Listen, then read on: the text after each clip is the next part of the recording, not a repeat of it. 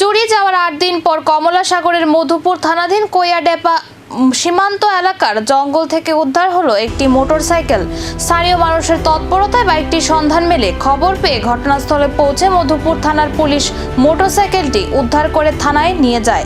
Police সূত্রে জানা গেছে, রেজিস্ট্রেশন নম্বরের ভিত্তিতে বাইকের মালিকের সঙ্গে যোগাযোগ করা হয়। সোমবার জিরানিয়ার বাসিন্দা রাকেশ দেবনাথ থানায় এসে প্রয়োজনীয় আইনি প্রক্রিয়া সম্পন্ন করে নিজের মোটরসাইকেলটি ফিরে পান। দীর্ঘ ৮ দিন পর বাইক ফিরে পেয়ে স্বাভাবিকভাবেই খুশি হন তিনি। জানা গেছে, গত ২৮শে জুন গভীর রাতে জিরানিয়ায় নিজ বাড়ির বারান্দা থেকে মোটরসাইকেলটি চুরি হয়ে যায়। ঘটনার পর জিরানিয়া থানায় লিখিত অভিযোগ দায়ের করা হয়েছিল। এদিকে এই ঘটনাকে কেন্দ্র করে সীমান্ত এলাকায় নিরাপত্তা ব্যবস্থা ও গোয়েন্দা নজরদারি নিয়ে প্রশ্ন তুলছেন স্থানীয় বাসিন্দাদের একাংশ। তাদের দাবি, সীমান্ত এলাকায় অপরাধ রুখতে আরও জোরদার নজরদারির প্রয়োজন। ঘটনা হলো কোয়াডেপা জঙ্গলের মধ্যে আমার কাছে খবর আছে যে লোকাল থেকে কোয়াডেপা জঙ্গলের মধ্যে একটা গ্ল্যামার বাইক পরে রয়েছে, যাহার নাম্বার TR01AF9013।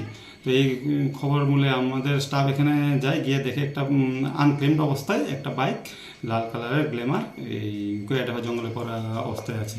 এরপরে ওইখানে খোঁজ খবর নিয়ে কোনো মালিকানা পাইনি, তো এটা আমরা থানায় নিয়ে আসি বাইকটা।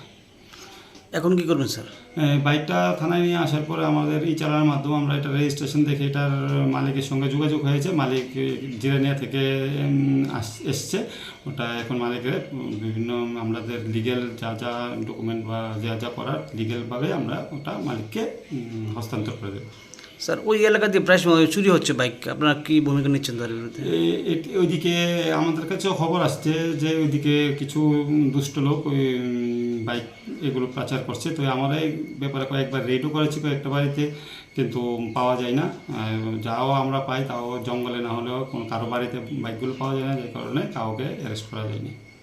এখন কি ভূমিকা নেবেন আপনারা? এখন আমরা এনকোয়ারি চলছে, এখন আমরা দেখি যদি পাওয়া যায়, আমরা যদি কারো নাম আসে তাহলে আমরা ওদেরকে অ্যারেস্ট করব।